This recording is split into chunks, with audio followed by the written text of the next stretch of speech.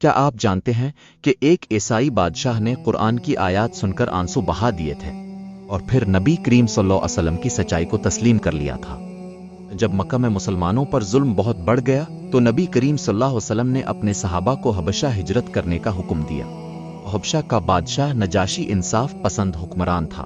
مسلمان وہاں پہنچ گئے، لیکن قریش نے ان کے پیچھے اپنے نمائندے بھیج دیے۔ انہوں نے نجاشی سے مطالبہ کیا کہ مسلمانوں کو واپس ملک بھیج دیا جائے۔ نجاشی نے فیصلہ کیا کہ پہلے مسلمانوں کی بات سنے گا۔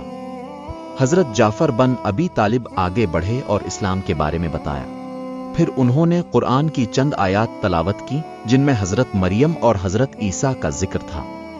یہ آیات سن کر نجاشی کی آنکھوں سے آنسو بہنے لگے۔ اس نے اپنے علماء کی طرف دیکھا، ان کی آنکھوں میں بھی آنسو تھے۔ نجاشی نے کہا، یہ کلام اور حضرت عیسیٰ کی تعلیمات ایک ہی نور سے نکلے ہیں۔ پھر اس نے مسلمانوں کو اپنی سرزمین میں امن کے ساتھ رہنے کی اجازت دے دی۔ بعد میں نجاشی نبی کریم صلی اللہ علیہ وسلم پر ایمان لے آئے۔ جب نجاشی کا انتقال ہوا تو نبی کریم صلی اللہ علیہ وسلم نے مدینہ میں ان کی غائبانہ نماز جنازہ ادا فرمائی۔ سبق: سچائی کو پہچاننے کے لیے انصاف اور کھلا دل ضروری ہے۔ نجاشی نے تعصب کے بجائے حق کی بات سنی اور اسے قبول کیا۔